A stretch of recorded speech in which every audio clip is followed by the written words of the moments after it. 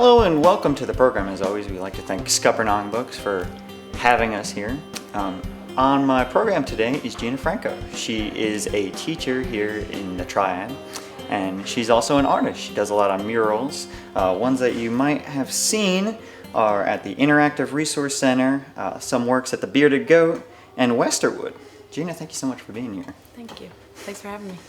Well, if you could first just tell us about growing up for you and what your childhood was like. Well, I was born in Salisbury, North Carolina, and it was a lot of unsupervision. Is that a word? There was 5 of us. My mom was a single mom, so we were kind of on our own. She was not, she was either working. She also had addiction problems, so she was either on drugs or in rehab, or so we kind of were left on our own a lot. And I can just remember just chaos, and lots of freedom, which is still, that's why I think I have such a hard time now, like with any kind of structure. It's almost like I had to it's not a comfortable feeling. I'm just kind of used to, especially any kind of like rules, and I've kind of had to adapt as an adult to rules, I guess. But it's all of it. It's kind of part of my character now. So I appreciate all of the way I was raised and my upbringing. And you talked about your mom. You have you actually have a couple works in sort of a tribute to your mom. Right. So so 2 years ago she died of lung cancer, and so it was immediately after that I was just dealing with kind of those raw emotions, and so I started doing a project I would call it. It was called Life's a Drag, and so all the art that I was doing probably that whole first year afterwards was kind of related to her death, and I would kind of glamorize cigarettes. People kind of started to say, "Oh, you're the cigarette butt girl," and I'm like, "Yeah, that's me." But I was doing like cigarette butt murals and just art, somehow related to cigarettes. And for me, it was almost like a tribute, and it was like every cigarette butt I painted, was kind of, for her. And, it didn't really have to make sense to anyone else. Like for me, it felt good, people like, oh, cigarette butts, that's ugly, or, but for me, it was, it just felt right. It felt like the right thing to do. And I still do a little bit of it. I always feel like when I'm not doing anything related to the Life's a Drag, I'm like, oh, I feel like I'm giving up, or, whatever. So I'll have to try to tap back into, those emotions, and, I want to keep it going, And if it brings up conversation about lung cancer and, prevention or anything like that, then it's even better, if it gets people talking. But for me, it was just a personal project that I was doing. And it's sort of become your calling card, I guess. Right. Yeah, like I said, I was definitely the cigarette girl for a while. And I think, there was that part of me that was kind of interested in making money off of art. So, I kind of had to do other things. I had to do other murals that were, what that client wanted and things like that. But, I said for every one of those paid murals, I can do something for that. Tell me about how you went to, Greensboro College? I went to Guilford. Guilford College, excuse me. Tell me about that program for you and what led you there. I loved Guilford. And I was an adult student. I didn't go back to school. I didn't finish high school. And so I think I was 25. So yeah, my son was 5 years old, and I was like, okay. And I was working at a daycare, and I was like, okay, I can't do this, forever. I like working with kids, but so I saw like an advertisement or something for Guilford College, and I was like, all right. I didn't know anything about this school though. I didn't know it was a writing intensive school, because I probably would have been not, but it worked out. I loved the environment there. I mean, it was just, small classrooms, just the whole atmosphere was great. But I actually went to school for business, because, I was just trying to be practical, I always had kind of an interest in art, but never thought, it could be like a career. So I was like, I'll just get my business management degree and I can get a good job. And so that's actually, that was actually my path. I did take one painting class at Guilford College, and that was towards the end. And I was like, oh crap, like, this is what I want to do. Oh no, like why did I even take this class? Because I just was like in love, it's like, why can't I just do this for a living? But so I just kind of ignored it, and I remember I threw away all because I had to buy a bunch of stuff for that class. I threw it all away afterwards, and I was like, nope, you gotta. What made you throw it away? I just didn't want to even. I just wanted to forget about it, because I was like, you're not going to be able to support your son, off of painting, so just stop, just forget it. And I literally I remember driving to the dumpster, and I just threw all my supplies, everything I painted that semester. Wow. It's just all, I just got rid of it all and was like, It's easier to not think about it. Yeah, it was, I was like, because I knew, because it just did something for me, and I was like, okay, I could either, I could follow this, or I could just be practical and, but then I didn't even use my business degree either. So I was working part-time for Guilford County Schools while I was in school. And then there was a position, they have certain positions where all you need is a 4-year degree, and you don't have to be a licensed teacher. So there was a couple of those special, and one of them was technology. And so that's kind of how it started. I just became a full-time technology teacher. And I've been doing that. Oh, what's it like teaching? Teaching, the kids, like, it's adults that kind of, but kids, like, for me, that, I actually enjoy working with kids for the most part. When it gets into the politics and the parents and other teachers, and just the way that teachers are not supported. We're underappreciated, underpaid. It really creates this, like, really, it's a tough environment to be in, because a lot of teachers are unhappy, and they really do just want to, they actually enjoy the part of working with the kids, but then there's all these other. It makes it really difficult to enjoy it. Yeah. And that doesn't help anybody. The kids suffer, teachers suffer. It's just not. It needs to. There needs to be a big overhaul. Just it's not working. So every year I'm like, okay, it's my last year. I still want to find. Now that I'm way more into the art, I've kind of,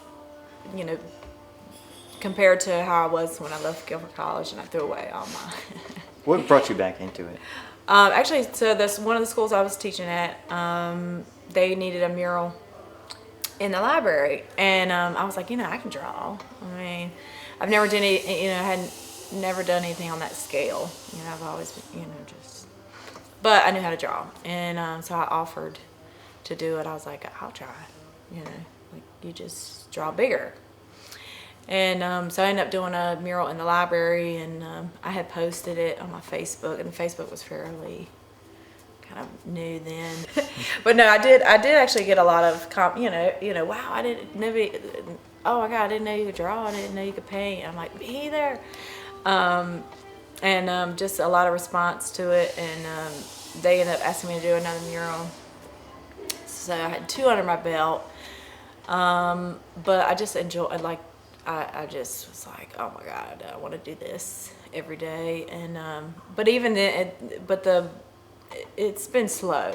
I mean, the few years after that was, you know, maybe 1 or 2 a year, you know, kind of thing. But I'm trying to think of what the first paid mural was. Because, you know, in my head it was like, okay, you're going to have to work for free for a little while. Because you can't just go out here and say, I want to do a mural on your building. Oh, okay, can you show me a little bit of what you've done? No. But you could trust me, it's going to be good. So I knew that wasn't going to work, so I was like, okay, I need like a portfolio. So I was like, okay, I'll just do like 5 free murals. And that way I can show that I know what I'm doing. I can handle the scale, blah, blah, blah, blah. So I did. I worked for free for a few years. And I did like a few commission, like portraits for people. A few other very things I did not want to do, but I did it for money. There's a few of those in there. And then a few things just kind of on my own. But it really was when I got my studio, because I was just kind of working in my apartment kind of thing. And I remember my son it was so inconvenient for him. You know, he was like, always like, oh God, you know, there's paint everywhere. And, you know, and so finally it was 2 years ago, because it was like 2 months before I think my mom died, I got a studio at Sternberg Artist Center. And I feel like it was like, after that, it was like it was on and popping. I was like, you know, I could spread out and, you know, I was like, okay, you're invested now. You're paying a rent for a studio. You know, this is not your hobby anymore. You know, you're not just gonna, you know, it was like I would do it like on the weekends or summer break, you know, but it just kind of flip-flopped. And I kind of looked at, and definitely now, like, I feel like my job at school is my like side gig. And doing art is my real job. How much are you doing now? I'm doing quite a bit. You know, I have a lot, you know, quite a few big projects coming up. And that was the other thing. Like, they went, you know, about 2 years ago, it was kind of like small. I think the biggest one I did at first was the Westerwood one, because that was like a Spark grant. And to me, that was a lot of money. I was like, how much? And I just remember like kind of being very intimidated by you know, before I applied for it, because of the amount. And it's funny because I look now and I'm like, it's nothing. But no, I was so intimidated, but I was like, you know, I'm just gonna apply because whatever. Because now you have something. You had something. You had like. Yeah, I had a few things like I'm trying to think. There was a couple of things that I had. You know, I had a pretty good amount of stuff to show, and so I was like, okay, let me just do it. So I wrote, because you had to write like a little proposal, and that was the thing I had to teach myself. You know, how to, you know, write proposals. And you know, like that was, you know, everything. Thank God for Google.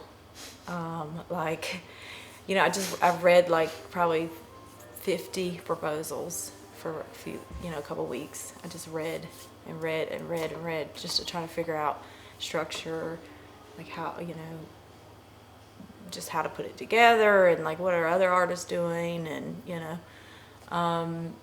So I submitted the proposal, and I got it.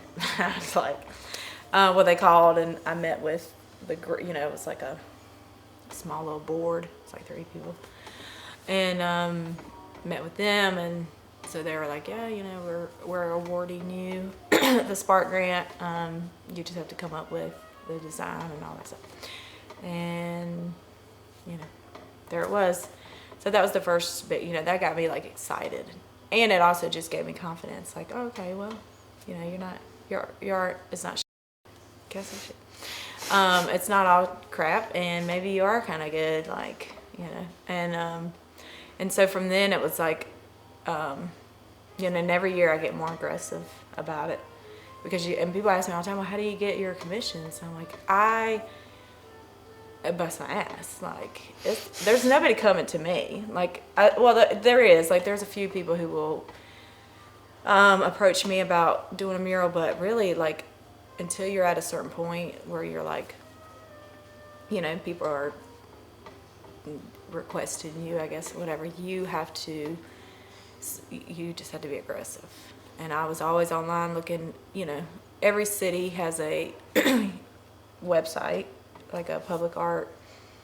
Most of them have a public art program, you know, and they put out artist calls, and they get grants, and they get this money every year that they have to spend.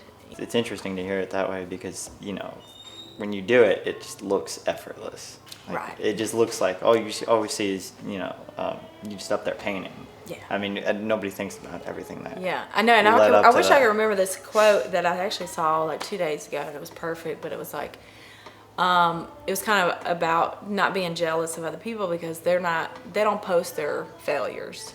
We're only posting our, you know, so it's like it might be easy to look at somebody else's, you know, thing and be like, God, you know, and be kind of jealous because like everything seems to be going right for that person, you know, but that's just what they're showing you. But there is a lot. I mean, I have straight up cried and like bawled, you know, when I was in the Atlanta Beltline, when I was doing that mural. It was so big, and like, it was in a tunnel, and like I was on this ladder because the scaffolding was stolen the night before.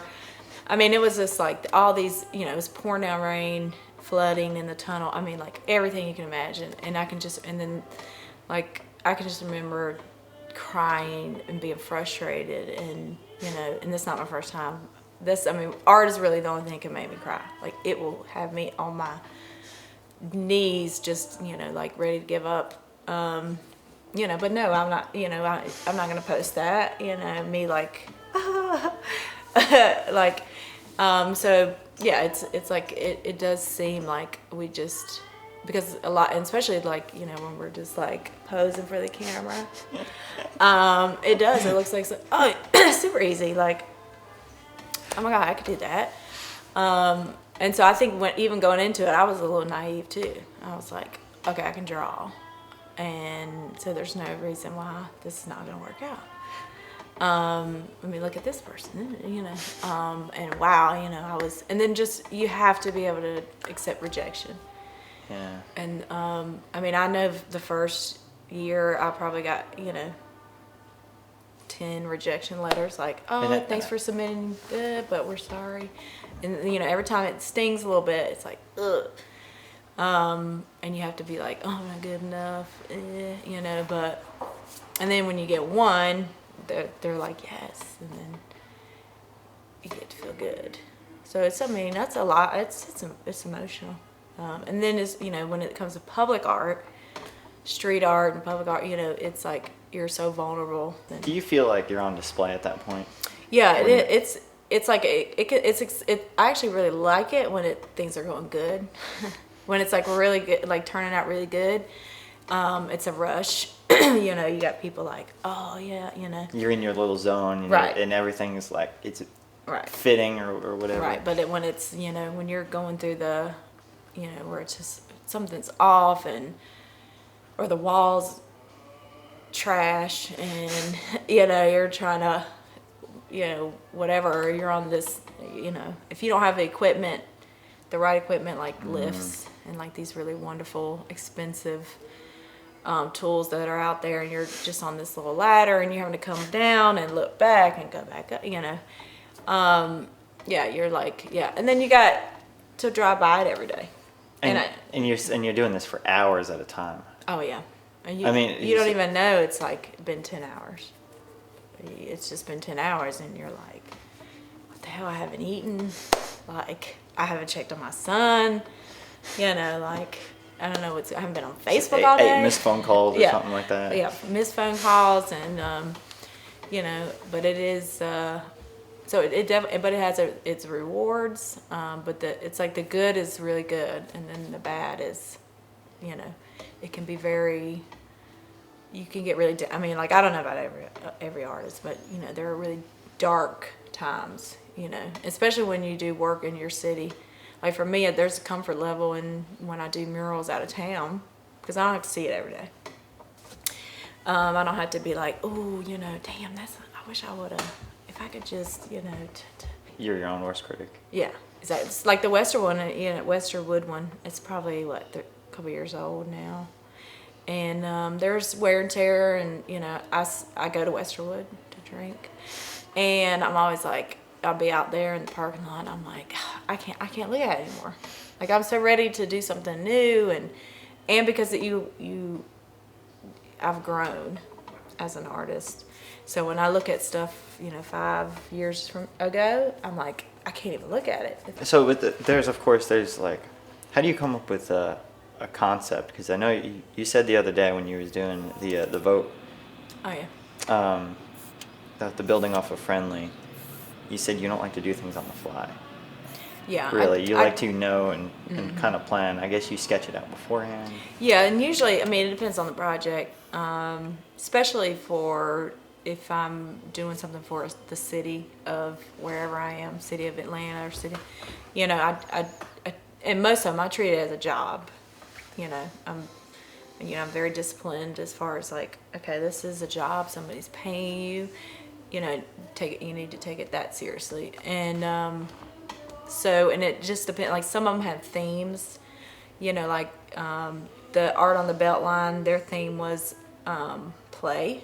They wanted to encourage play, or, you know, I forgot what the wording was. So, you know, I did the girl blowing bubbles, you know, so it really depends on kind of what, and if it's for a restaurant, like I have 2 at both of the crafted restaurants.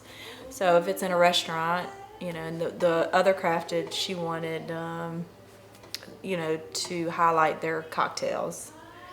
And so it was, you know, I'm going to do something related to cocktails. Because they're trying to market their own stuff, yeah, too. And right, and the other crafted, of course, it was like food, the ingredients. They wanted to highlight some of their ingredients. So yeah, it from every project, it's, you know, I just try to collaborate with the person who's paying me. Or if it's a community-based mural, then I'm collaborating with the community somehow. Like the one I did in Raleigh, it was like a hopscotch board, and yeah, The pizza. Oh no, that was like that was a conceptual. I mean, I wanted to do that somewhere, so I put that out there. Like, who wants this pizza? But no, the one in Raleigh was like these. The call was they wanted a unique hopscotch board, so I did research about the area, and I wanted to do languages around the world, and so I just researched the top 10 languages spoken in Raleigh, and got my list, and so I did each number of the hopscotch board was in a different language of those 10. So, you really have to, take into consideration what they want. Then you have to try to stay true a little bit to your personality or your style as an artist. Let's say you have a concept, and let's say you have a wall. It's not like a canvas. A canvas is already set. It's made to kind of be painted on, or Right. whatever medium you're working with. Right. A wall is, it's been weathered if it's outside, or if Right. it's And inside. Someone spilled beer on it or something And like they that. are like, they are all different. Yeah, and so you have to, a lot of times you might have to prep the wall or prime the wall or something like that. Talk us through that and what you might have to do when you're working with. The important thing I've learned that is to just like know your materials. Like, you need to know your materials. Know if you're using spray paint, or know your your mediums or whatever it is. If you're using spray paint, and I had to learn the hard way about different types of walls, different types of paints, certain paints on top of certain paints. Like, you have to, if you really know your materials, like things will work out. And if you don't, and you just go up there and throw it on the wall, like, really bad things can happen. But no, I did a mural out of school, and I mean, this was not even that long ago, just a couple years ago, and it, like, literally you could go and peel it, the whole mural off the wall. Like it did not even, like she called me like 2 weeks afterwards and was like, yeah, like it's like peeling off, like the whole thing. And I mean, I wasn't spray paint, I was using like acrylics, but couldn't find out the wall was like this oil-based stuff that they use in schools, so that it could be like wiped down really easily and stuff. And I was using water-based paint, right? So, you know, it's oil, water, you know. I mean, it's so simple, but I didn't even think about it. And I like painted this whole thing, and it literally could have been peeled out in one piece. And like, I mean, you know, I cried about it. You know, I went back, you know, I had to go back and redo it, the whole thing, free, because, you know, I'm not going to charge her for my mistake. So, you know, moving forward, I was, you know, from that moment on, I spend more, you know, if it takes a little bit longer to prepare it, or it costs a little bit more of your budget to prepare it the right way, you know, it's just worth it in the end, you know, to know your walls. But yeah, some walls are just so bad. And so that's kind of how I got into using spray paint. Before, you know, 2 years ago, I was using just paint, you know, just paint and a brush. But you got to imagine, you know, a wall that's like super like bumpy. You know, if you're painting with a brush, it's getting caught on every little thing. You know, I was like, there's got to be a better way. And so, you know, just watching other artists and stuff, I was like, you know, spray paint is very free. You know, doesn't matter most doesn't matter the surface. It will stick to most surfaces better. And like if you have, I keep looking at this wall behind us, but you know, if you had like this brick and it's like super rough, you know, you just take, you know, a little spray paint and it's like it just glides. What makes it different than drawing? Just, I mean, I don't know. I mean, like it just the, you know, not being able to really control. I mean, luckily they have artist spray paint that comes out like it doesn't like, you know, it does come out nice and light, and they have different tips that you can use, like really small. But you're still, you know, because I'm still learning each thing, like I'm having to teach myself how each nozzle works, and what it looks like when it comes out, and how to do certain things like shading and things like that I would know how to do with like a pencil or paintbrush or whatever. Blending, you know, like I still haven't learned that yet, you know, blending, like I can blend two colors with paint, you know, you create like this nice thing, but with two colors of spray paint, you know. So hopefully, you know, 5 years from now, my work will, you know, become a little stronger because I've kind of mastered my tools a little bit, or my medium a little bit more. I mean, that's, you know, what I'm going for. But And of course, there's budgeting. I mean, if you Right. if you are, you know, if you're getting, I guess, this X amount of dollars for a certain mural, you gotta be like, I'm not gonna. Right. You gotta. I guess you have to get. You have to make a profit Right. yourself. Yeah, and like I said, until I'm at a point where I'm making, you know, $10,000-$15,000 on a mural, which I'm not there yet, and you know, where there is that flexibility, like, oh, I'll just get a lift for a week, you know, because that's only like $900 of my big $15,000 budget. But you know, but when it's, you know, more like 25 to 30,000, or you know, somewhere around that range, 5,000 max is probably, you know, somewhere around that, you know, that your budget it'll get eaten up pretty quickly, and especially if there's travel in there and things like that. So yeah, I've luckily, the way that I grew up, I mean, I'm just like really good. Like I'm so good at like, I don't know what the word is, but like I know how to spend money, you know, and I've had to learn how, you know, I've learned how to live off what, you know, like $10 or something. Frugal. For like a month, you know. Yeah. I mean, you know, I don't know.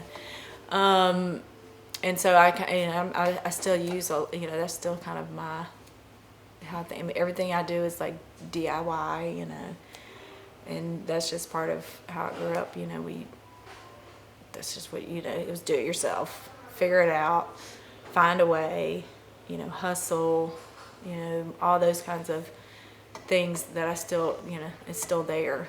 And so, yeah, like my budget, I mean, I always just look at it and then I'll figure out, and I think before I learned my lesson a year or so ago, I would have, cut like, oh, I don't need to use the good primer because they're all the same.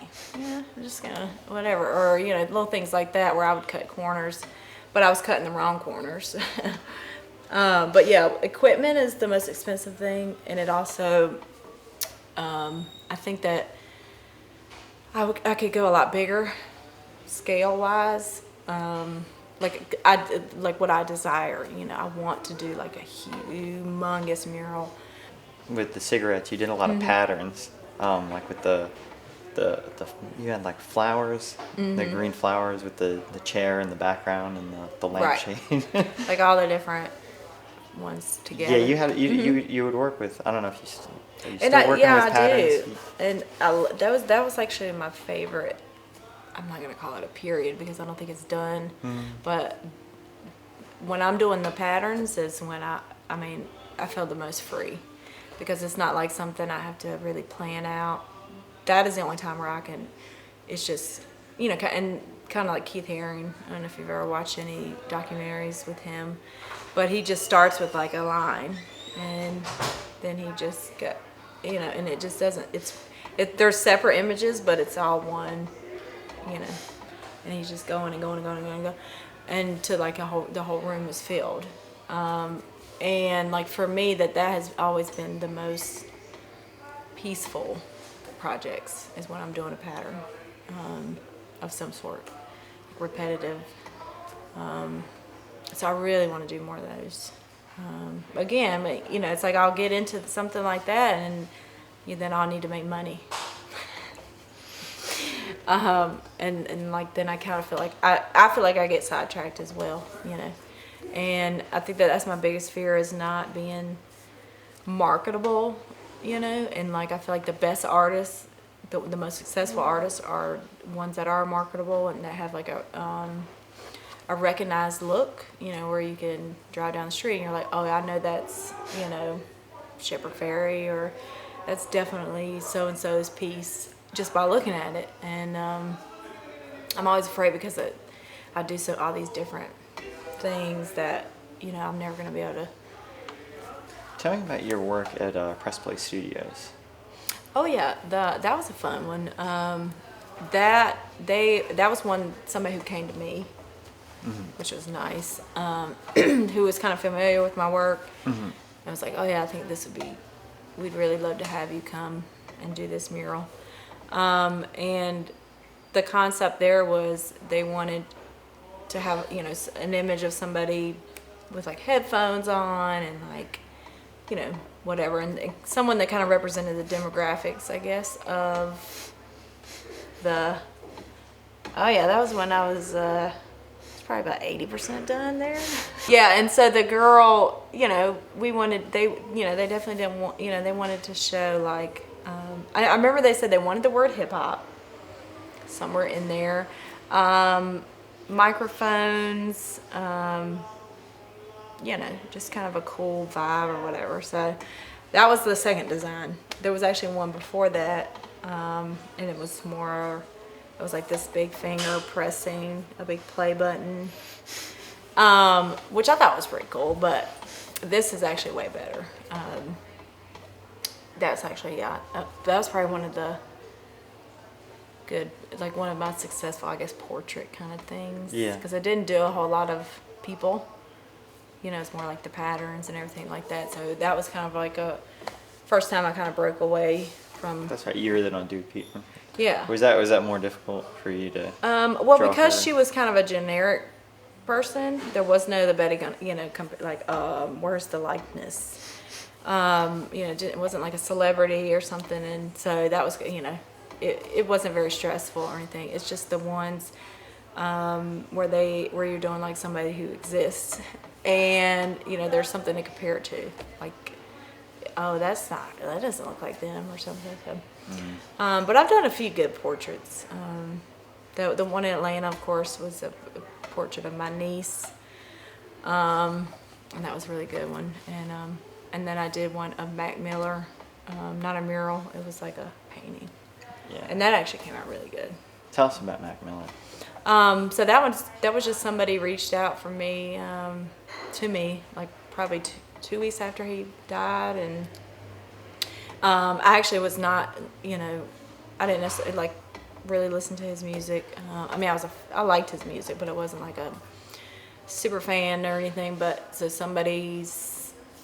this girl reached out. Her son was like obsessed with him, and so she was like, "Can you do a painting of Mac Miller for me?" And I was like, like thinking about trying to go down. For me, it's like I want to scale up.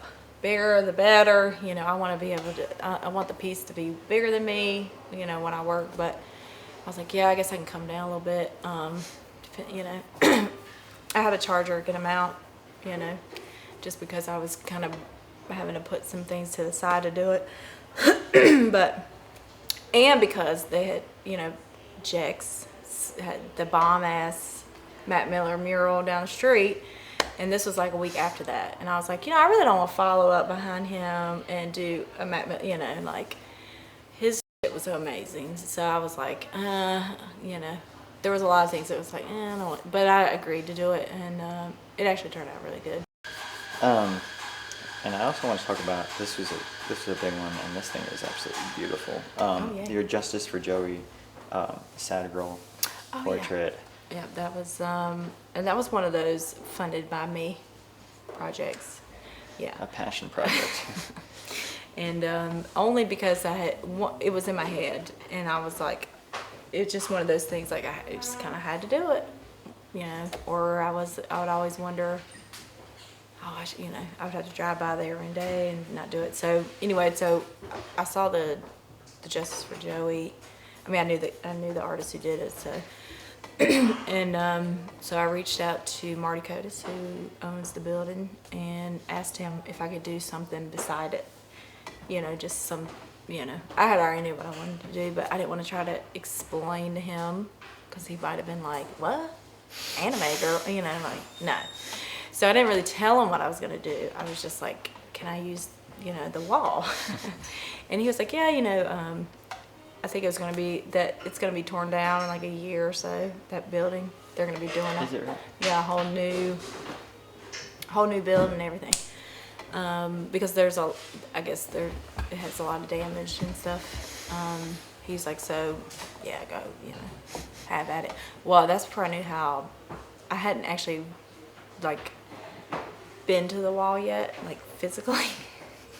I've only driven by it, so I'm all excited. I get like my supplies, and I get there. First of all, it was way bigger once I like stood up to it, and I was like, oh my God, am I really gonna do this like for free?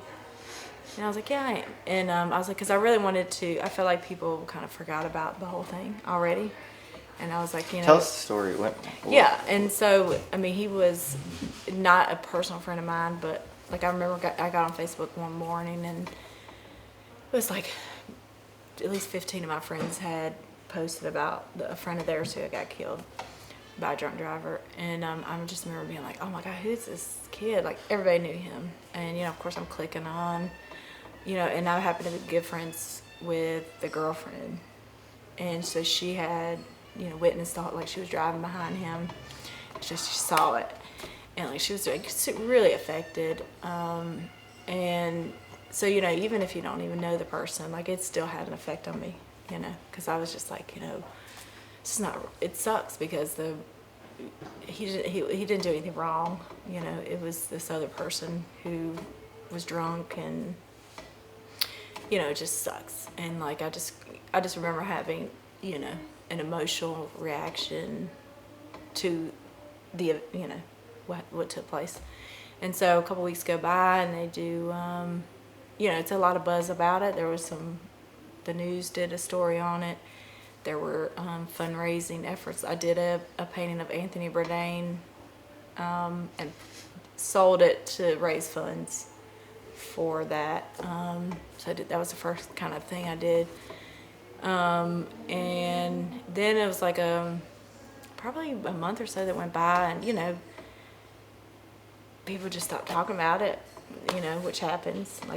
It's like people not saying they didn't care anymore, but it's just like they've moved on to something else to talk about. And so I went to they had another fundraiser, and that was the first time I ever met anybody in his family. I met his mom, and I just watched, there's people crying and his sisters, and really I was just the women in his life that were affected, and it just kind of took a, I don't know, hold on me, or just, I don't know, I just thought about it for a couple days, for days after that, and especially his mom.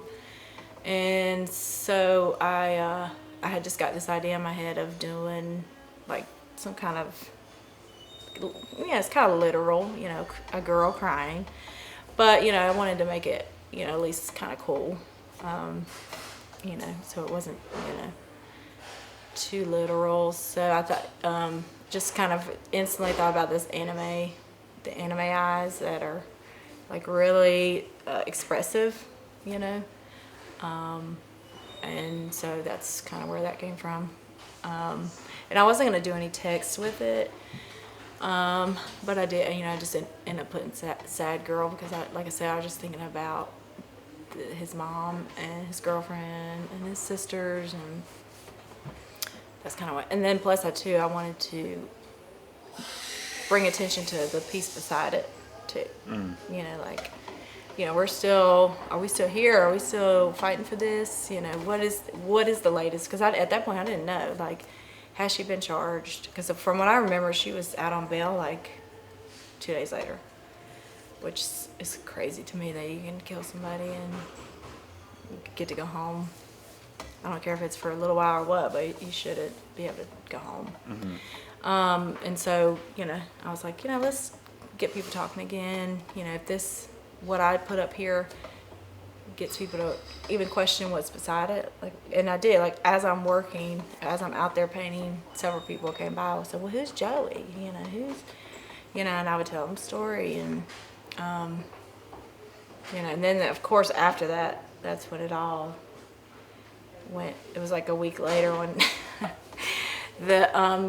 somebody in the city, or somebody complained about the whole thing, and oh God, it cost way more money than I was intending on spending, because I didn't really realize how bad of shape the wall was in. Mm. So I couldn't even prime it, because if you try to use a roller on it, it would like crumble. Like you would have all these chunks in your roller. Yeah. So it's all weathered. Yeah, and so I was like, okay, I could try to go rent a paint sprayer. I had all these like different thoughts, and I'm like, oh my God, it's like soaking up my spray paint. I mean, like one thing, and it would just. I mean, I had to put like layers, layers of layers. Just money going down the drain. But it's like once I had it kind of dry, because I went out and sketched it out kind of first, like a rough, mm-hmm. just to get the, outline and make sure everything was kind of whatever. So once I did that, I was like, I have to finish. And then of course it's in this like prime, street where everybody's like up and down all day long. So I was like, damn it, why did I hit, but I'm like, okay, you're doing this for a reason. Just see it through. And then it rained for like freaking 2 weeks. So I finally got out there one day. Started like 10 o'clock in the morning. I just worked. I worked. Then got most of it done the next day. I brought my niece with me the second day, because my legs were like jello. Like I could barely because I had up and down that ladder so many times. They were like not cooperating. Like they, so I brought my niece out there so she would hand me stuff. So I didn't have to come all the way down. And, I just needed, and to have somebody there. I was scared. That ladder was, there was like a incline, a pretty dramatic incline. So I would have to make like some kind of, I had to make these things different sizes so they would be somewhat even. Oh wow. And so I had her like hold the ladder for me, you know, just because I was scared. Like that day before, I almost felt like it went like this. You're a bit of a perfectionist. I know, and you know, like I never was, and like that's the thing about patterns that I like so much is that they're so forgiving. Like, they don't have to be perfect. Like they can, you know, the line, the outlines can be off. There's like no. It's just freedom, and that's why I love those so much. So it's when I like challenge myself to do something more like a portrait or anything with letters. Is when I go crazy, because I feel like they have to be, you know, they like have to be straight, and they have to, and like your vote. you don't understand, like, and like that one is specifically because I have photographic memory, so it's stuck. It gets stuck. Like I can see the whole thing, the way I left it. And I can remember going home that night, and it literally, I couldn't get it out, you know, I couldn't stop looking at it in my head, like, the O. I mean, it was supposed to be turned to the side, like, it was supposed to have that effect, like, the O was the only letter that was kind of this, but it wasn't really executed exactly like I wanted, and it haunted me for 3 days. But I knew, because I've overworked things before in the past to like, you know, beyond fixable. Because I will go back and work and try to fix something, and I make it a million times worse. That's what I heard a A&T art teacher. He said, stop. Yeah, You're gonna ruin it at this point. You're gonna ruin it. And it's like, so I had to just walk away, because I felt like I was getting to that point where I was about to start, you know, that process of like really messing it up, or just causing myself at least 2 more days of work. And it wasn't just your mental strain. Yeah, and it wasn't supposed to be that. It was supposed to be literally just like a throw up piece. You know, it's only for the elections. You know, we're gonna talk about a few weeks. Or however long they decide to keep it up, but you're like any mechanic. Every mechanic will say, "Yeah, this will be a quick job." No. Quick job. That was supposed to be a quick, like, because I have all these other big things I'm trying to plan for, and like I need to devote time to. I was like, okay, well I can throw up 2 vote murals real quick. Take me like 2 days to do 2 of them, and you know, and then I can go start all my things that I have to do. But it turned into like 4 or 5 days for the job. And for me to just come to the conclusion that I don't want to do text anymore. I mean, in any kind of structured way.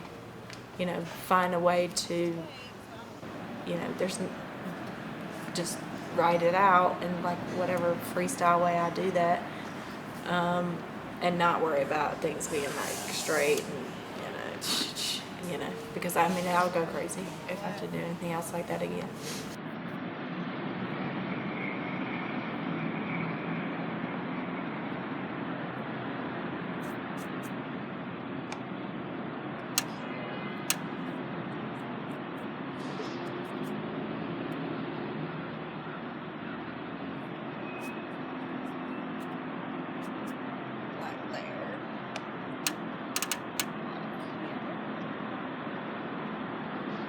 Well, getting away from letters, this is one of the coolest things I had seen.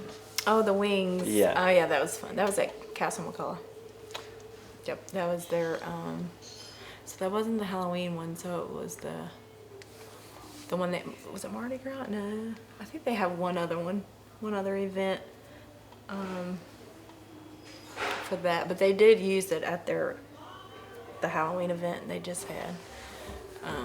Yeah, that was a good one. But it's very vibrant, and I guess it's against that black too, which makes it stand out even more. Yeah, 'Cause I think it would be different if it was against white. Yeah, I was originally going to do it on white, or the boards were white. They had primed them white, for me. And I was like, oh, that's nice, but I need them black. And so we got it black, and yeah, that actually was a lot of fun. And that was, you know, one of those live painting events that went well. And I didn't mind that there were people watching, like literally standing around watching, asking questions, taking pictures, you know. That was actually just one that was very comfortable, and just kind of enjoyed the attention, and, you know, because things were going good, you know. So that was a good one. Yeah. And you have two at the IRC. Yes. One inside and one outside. Right. So the exterior one was done last summer, and they, you know, Michelle Kennedy, who runs IRC, she had reached out to me, and she didn't really know what she wanted. She's like, I want one of your patterns, and want like a big key, and she's like, I want it to say housing is a human right. You know, that's kind of what she gave me. So I was like, okay, you know. And so about 2 weeks later, I came back, and I was like, okay, well, I'm thinking of doing like a door, you know, a big key, and then like a bunch of doors behind as like a pattern, a bunch of little doors. And she's like, oh my God, you know, I love it. So that was another humongous wall though. And we had the big chunk of my budget was I had to rent one of those lifts, because the ladder there was no ladder tall enough for that building. So that was a pretty good, part of my budget. But that was one of those murals where I felt good doing it. You know, it was those purposeful, you know, kind of murals or, you know, artworks that, yeah, I can, you know, it's like getting some kind of message out there, and, you know, bringing attention to what they do at the IRC, because the majority of people I talked to had no idea what it was. The what? I'm like, IRC? They're like, no clue. So that was a good one. And then the interior one was done this year. So it's almost a year later, exactly. And that one, the message was house keys, not handcuffs. And that was, you know, another one, an important mural. So you've been around Greensboro quite a bit. How long have you been in Greensboro? I moved here when I was, it was the summer before 6th grade. So you've been in Greensboro for a while. Oh yeah, so I've been here. Okay. And then I moved to Charlotte for a couple of years, as an adult, well, as a teenager actually. I wasn't an adult yet, technically. So, but yeah, I've pretty much been here. Greensboro's had a lot of different identities over the years. The Gate City, and there's like a billion different others. What do you see as now being Greensboro's next identity? Culture pushers. No, like really. I mean, I think that it even in the past 6 months, like, or even, I mean, like I would say a year, like a dramatic push for art and culture and into the city. I mean, before that, I don't even feel like it existed. There was no culture. There's no, you know, to me it was like nobody came, you know, a few years ago, you know, nobody really came downtown. You know, we had a couple of little clubs like Inferno that I used to tear up. But other than that, you know, you wouldn't come here like during the day, you know, unless you work down here or something. But, you know, and I look around now, it's like I can't even find parking most of the time. You know, it's just, there's just people. And there's small businesses, and they're actually staying open longer than 6 months. And, you know, the dramatic mural, you know, just the installation of murals in the past year, you know, a lot of that has been Marty Codis bringing in, you know, funding his own, you know, projects, you know, I were sponsoring them. I don't know what word he would use, but you know, and which, you know, not directly being hired from him, or, you know, I think that a few years ago I was kind of jealous that all these out of town artists were coming in, getting all the gigs, but I mean, really, I look at it now and it's like it's all beneficial to me as an artist, even if I'm not directly getting paid, because it's just making it more acceptable. And I think it's encouraging to other businesses to be like, oh, I want one on my wall. Like, I need to get me one of them murals. And so the scene has just, I mean, I feel like it's, you know, we kind of have a pulse now here. And I think it's going to get better. I'm hoping. Like, a couple of things would kind of discourage me a little bit, especially with that whole Joey fiasco where they were like, that's graffiti, you know, paint over it. You know, I was kind of like, uh-oh, you know, kind of reminded me of, you know, where I was for a minute. And I was like, I forgot. You know, so there's definitely still a lot of, I think we have pretty good, I mean, we still have far to go. You know, when I go to other cities like Denver and Richmond and you know, towns like that, DC and Atlanta, I'm like, wow, you know, like there's art everywhere. There's galleries, there's always some kind of art related event happening, museums and all that kind of stuff. So compared to those cities, yeah, we have a lot to go. But I don't know, it's kind of been exciting to watch though, the evolution. What was your question? Greensboro's identity. The identity. Yes. Yeah. I don't know. Yeah, I don't really know. I think I don't really know. I don't know. Yeah, I don't know. Small town, big dreams, I guess. You know, like I think we have a lot of you know, what we want to be. But we're still very, you know, just such a very small town. Yeah, I don't know how to answer. That's all right. Well, is there anything else you want to add that I have not asked you? No, I don't think so. Okay. Cool. Thank you so much for being here.